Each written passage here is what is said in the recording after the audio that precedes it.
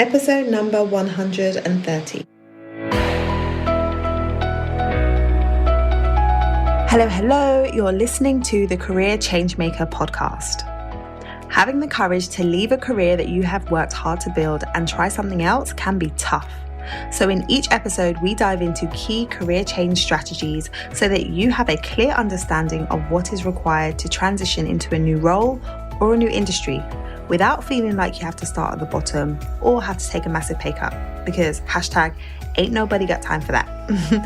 If you are ready for frank and honest discussions about how to become a career change maker, keep listening. I'm your host, lawyer turned career strategist and executive coach, Janine Esbrand.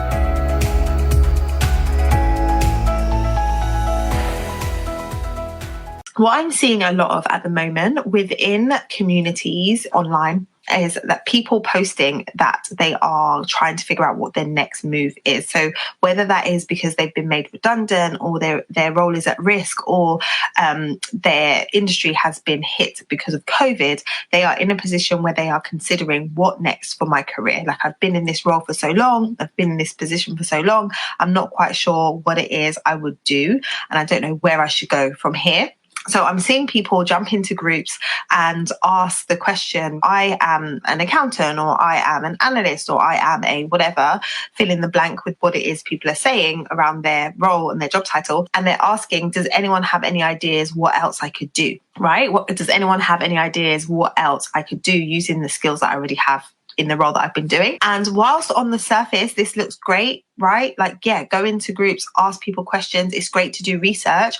What I wanted to talk about is the importance of recognizing that that isn't only what you should be doing. That is just a piece of the puzzle. Because if you're in a position where you're saying, I don't know what I want to do next with my career, I am uncertain about what the next move should be, jumping in and asking other people for their input and then taking what they say and then running with that can lead you to being in a role or position that isn't a good fit for you, right? Because when you're asking strangers essentially in a Facebook group or in a LinkedIn group or online in a community, what should I do next in my career? Other than the fact that you've told them what your title is, they don't know anything else about you. So they don't know about your preferences. They don't really know about your values, your skills, your strengths, what it is you really want to do with your life holistically, how your career plays into different aspects of your life. They don't know all of that information, but yeah, you're asking them to tell you, path should I pursue? So you're not giving them the full context. You're not giving them everything. Then it's difficult for them to really tell you and give you all of the information that you need to then make an informed decision. I was reminiscing about the wedding day with my husband, and I was sharing with him a story about something that happened on the morning of my wedding day. I got married in Barbados, and I had decided that I was going to leave where I was staying and then go and get my hair done. And then from there, I would come back and go and get ready. But I had never been to the salon. I'd never been to the place where I needed to get my hair done.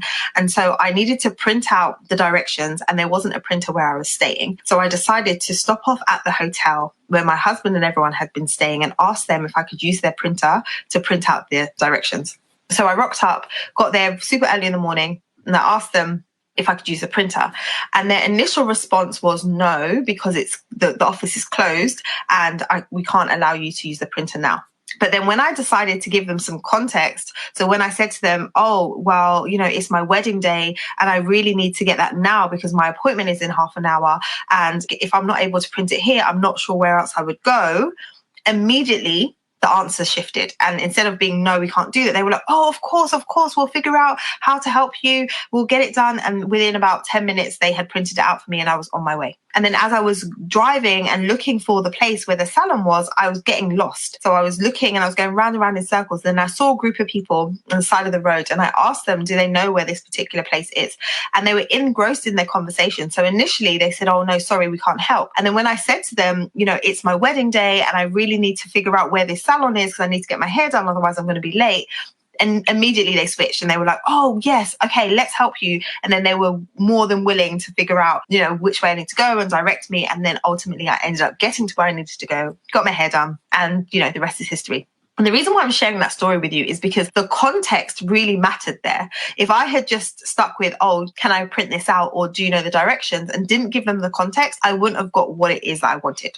I wouldn't have managed to make it to my appointment and got my hair done on my wedding day, right? And so when you're thinking about you asking questions, if you're not giving enough context, you're not going to get the answer that is the right answer. You're not going to get the answer that is required. So if you're just showing up and you're asking a question in isolation, not giving people enough context, and you haven't yourself really determined what some of those things are around, the ingredients that are required for you to really enjoy your role, then it's going to be hard for you to arrive at the right answer.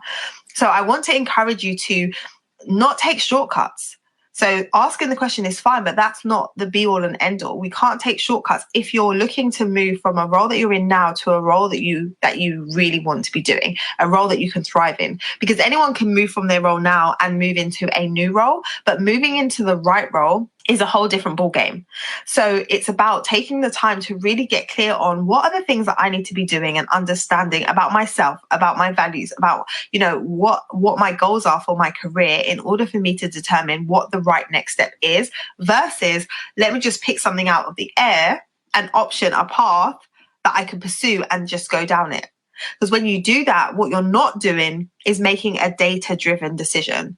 You're not making your decision based on anything. It's just like, oh, pie in the sky, I'll try that. Let's see how it goes. And if we're honest, a lot of you have been in a position where the role that you're in now, you fell into it. Like you didn't really strategically think about, oh, I want to be in that particular role. Perhaps it just came up. Perhaps you realized you were good at something and you got, you made a lateral move. Perhaps it was something that you just did and you meant to do it for a short period of time and then you find yourself in it a long time afterwards. Could be all of those things or any of those things, but you might not have been intentional about the role that you're in now. And so it's harder for you to then start getting intentional about your next move. But it is totally possible and worth it to be far more intentional about where it is you want to go next in your career, because the time that you spend at work it's so much time, right? So getting clear on where do I want to be? Why do I want to be there? Makes it so much easier for you to make a targeted approach when you're trying to make that transition than just kind of pie in the sky, throwing spaghetti at the wall, trying to figure out what should I do? Where should I go? And being confused and overwhelmed about what the next steps are. So if that sounds like you, if you're somebody who has been just, crowdsourcing and trying to get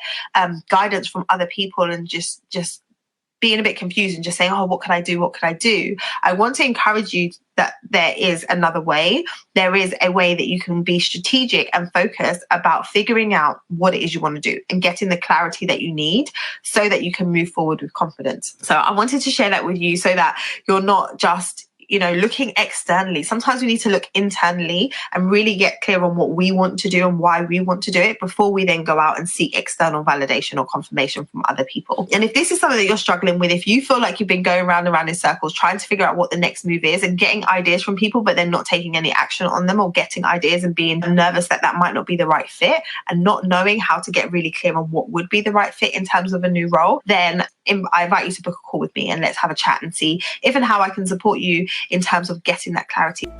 Thank you for listening to this episode of the Career Changemaker podcast. If you enjoyed today's episode, I would love for you to let me know what your biggest takeaway has been. So head over to Instagram, tag me at Career Changemaker, and let me know your thoughts. What did you like most about today's episode? I look forward to hearing from you. Until next time, keep working towards your career goals, and we will speak very, very soon.